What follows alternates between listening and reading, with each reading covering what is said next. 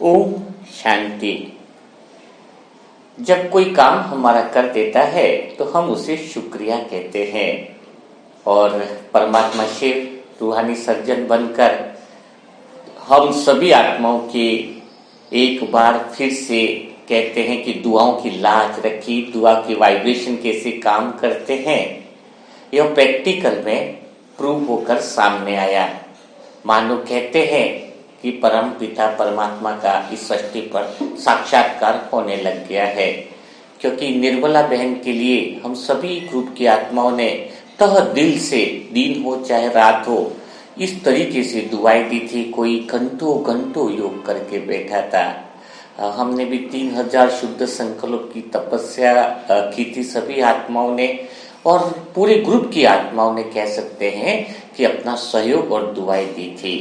और निर्मला बहन का ऑपरेशन बहुत अच्छी रीति से सक्सेसफुल हो गया। तो आप सभी आत्माएं तो बधाई के पात्र है ही, लेकिन सबसे बड़ा रोल जो है वो है परम पिता परमात्मा का। तो हम भगवान को शुक्रिया अदा करते हैं, लेकिन शुक्रिया का महत्व क्या है उसको हम आज समझते हैं, क्योंकि हर चीज का महत्व समझने से ही हमारा जीवन बदल जाता है। तो शुक्रिया इतनी बड़ी चीज है कि आप अपने जीवन के अंदर इस शुक्रिया शब्द का अगर इस्तेमाल कर दो तो जीवन में कैसी भी विपरीत परिस्थिति हो, आगे लिख लीजिए लाइन को जो मैं लिख रहा हूं, कि कैसी भी विपरीत परिस्थितियों हो, अगर आप शुक्रिया शब्द का इस्तेमाल अपने जीवन में ले आते हैं तो आपका जीवन खुशियों भरा हो जाता है। कैसे हो जाता है उसको हम अभी कुछ एग्जाम्पलों के द्वारा समझेंगे। कहते हैं ना कि भगवान ने 3 पेज की किताब सबको दी है। पहली पेज की किताब दी है वो जन्म की जो किताब दी है, जन्म का जो पहला पेज है वो भगवान के हाथ में है। हम धरती पर कब आएंगे यह हमारे हाथ में नहीं है। लास्ट का तीसरा पेज मृत्यु भी हमारे हाथ में नहीं है। कौन सा फल कौन सा सेकंड होगा वो भगवान को ही पता है। तो 3 पेज की जो किताब है उसमें पहला और तीसरा पेज हमारे हाथ में नहीं है, लेकिन जो बीच वाला दूसरा जो पेज है वह हमारे हाथ में है। उसमें हम जो चाहे वह लिख सकते हैं।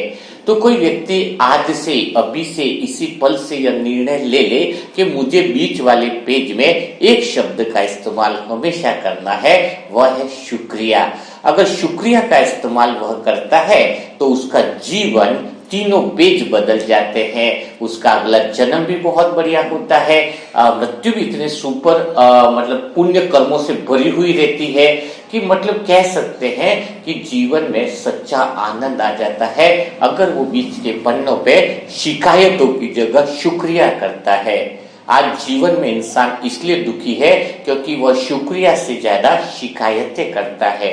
आपने देखा होगा जैसे कोई दूध वाला है, पूरे महीने दूध दे रहा है, एक दिन अगर उसने दूध नहीं दिया तो आप क्या कहते हो? इतना हलचल में आ जाते हो कि दूध वाला बहुत बेकार है, बच्चे तो पढ़ने जा रहे हैं और अभी तो दूध की जरूरत थी, अभी तक क्यों नहीं आया। कितनी आप बद्दुआएं निकाल देते हो उसके लिए। लेकिन आपने कभी ये सोचा 29 दिन तक उसने सही दिन पर सही टाइम पर आपको दूध दिया, तब कभी आपने उसको शुक्रिया बोला? कि जो व्यक्ति समय पर 29 दिन तक जिस व्यक्ति ने दूध समय पर दिया है उसको शुक्रिया बोलने की अगर आदत पड़ जाती तो 30वें दिन एक दिन नहीं दिया उस दिन आप शिकायत नहीं करते। नल के अंदर पानी हमेशा आता है, अगर एक दिन नल का पानी नहीं आए या लेट आए तो कोहराम मचा देते हो, नगर पालिका ऐसी, वो ऐसा। इतने दिन तक तो नल का पानी दे रहा था ना, उसका पहले तुमने कभी शुक्रिया अदा किया है कि चलो एक दिन नहीं दिया हो जाता है। तो आप लेकिन शुक्रिया की जगह बीच के पन्नों में शिकायत लिख देते हो।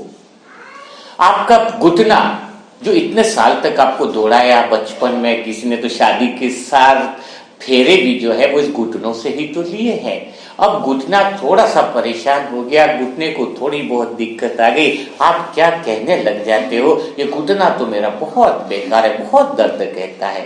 लेकिन घुटना इतने दिनों तक आपका साथ निभाया, उसको अगर प्यार से घुटनों को हाथ फेर कर आप बोलो ना कि शुक्रिया तूने इतने समय मेरा साथ दिया, देखना घुटना भी हिम्मत करेगा और आगे भी आपको साथ देना लगेगा। लेकिन आपके जीवन में शुक्रिया शब्द ही गायब हो गया। कई इंसान आपके लिए इतनी सारी मदद करते हैं, फैमिली के अंदर आप देखो कि बहुत अच्छी चीजें आपके लिए हर समय सहयोगी बनते हैं, लेकिन उनसे अगर एक गलती हो जाए ना तो आप उस पर ऐसे टूट पड़ते हो मानो सबसे बड़ा दुश्मन वही है।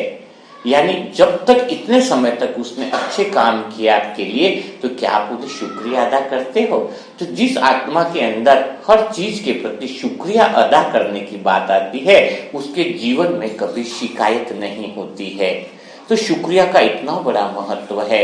सबसे पहला शुक्रिया तो इस बात का होना चाहिए कि लाखों लोग जो है इस दुनिया में सुबह उठ नहीं पाते हैं, 6.5 लाख लोग लगभग सुबह शरीर छोड़ देते हैं, सुबह खाट से उठ नहीं पाते हैं।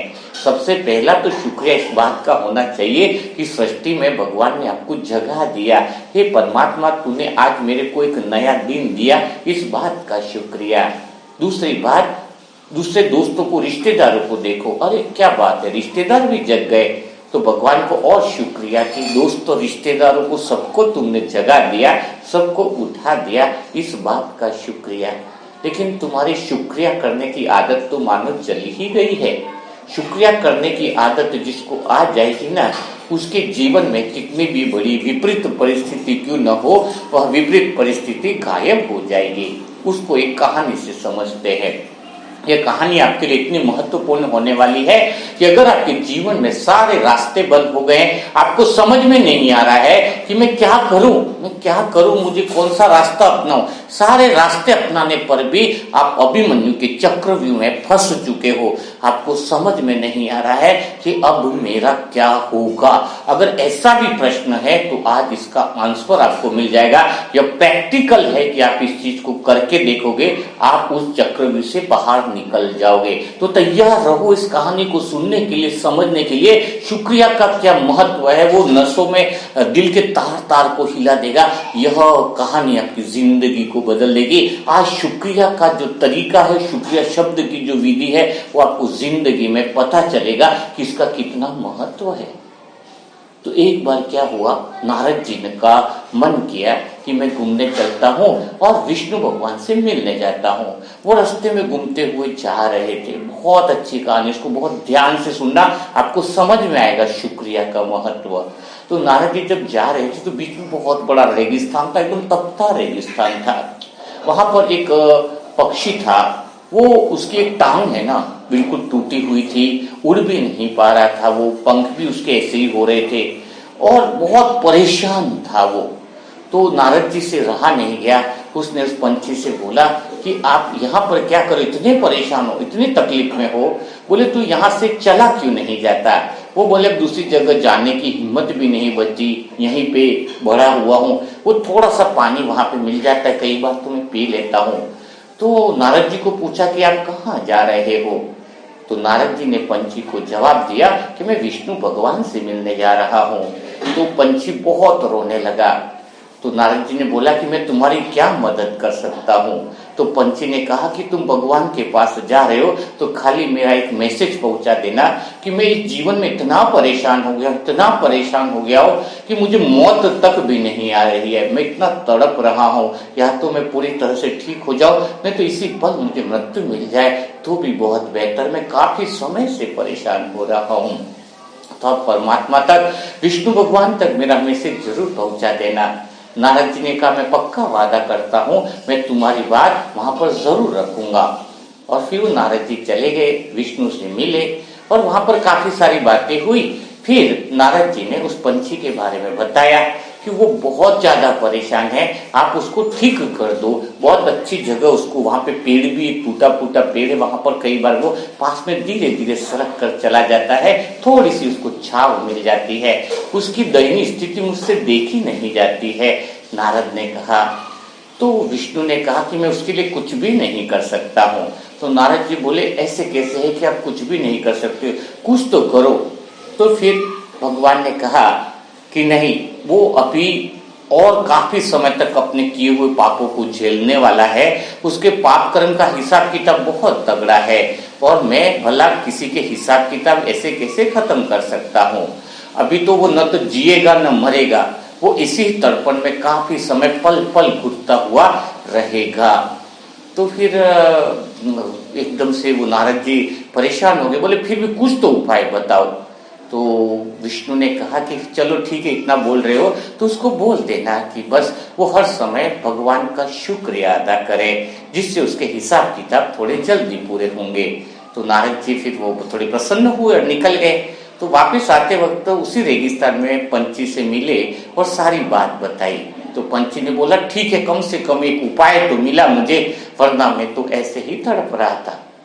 तो नारद जी ने कहा ठीक है, 1 साल हो जाए, कुछ समय हो जाए, ऐसे शुक्रिया अदा करने की विधि तो बताइए, आप करते जाओ। और फिर उसी समय जो है वो नारद जी चले गए। लेकिन अचानक नारद जी को ख्याल हुआ, याद आया कि 7-8 दिन के बाद कि जरा मैं उधर देखता हूँ कि वो शुक्रिया बोल भी रहा है या नहीं पंछी।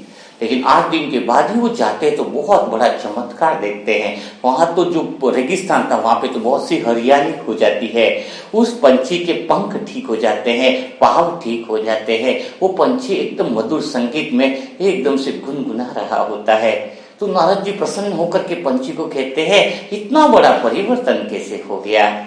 तो पंछी कहता है आपने जैसे कहा कि भगवान को शुक्रिया अदा करना, तो मैं उसी पल से 1 सेकंड भी व्यर्थ नहीं किया, क्योंकि मेरा तो बच्चा ही क्या था, रास्ता ही क्या था। तो दिन रात, दिन हो या रात हो, हर पल हो चाहे हर सेकंड हो, जब भगवान ने कहा ही था कि मौत तो आ नहीं सकती है, तो कम से कम मैं जीवित हूं तब तक मैं पूरी तरीके से परमात्मा का शुक्रिया अदा करो। उसने हर पल हर सेकंड के लिए शुक्रिया अदा किया। हे परमात्मा तेरा शुक्रिया, कम से कम पाप कर्म से निकलने की विधि तो बताई। हे परमात्मा तेरा शुक्रिया कि किसी के द्वारा तूने मुझे मैसेज तो पहुंचाया। हे परमात्मा तेरा शुक्रिया कि कम से कम तेरी नजर तो मुझ आत्मा पर है। हे परमात्मा तेरा शुक्रिया कि तू मेरे पाप को माफी में बदलना तो चाहता है। उसने शुक्रिया इतना अदा किया, बोले कि मैंने ऐसे शुक्रिया हर पल हर श्वास शुक्रिया अदा किया कि मेरे पाप कर्म ही मानो खत्म हो गए और इतना जल्दी समय ही बदल गया। नारद जी बहुत प्रसन्न हुए।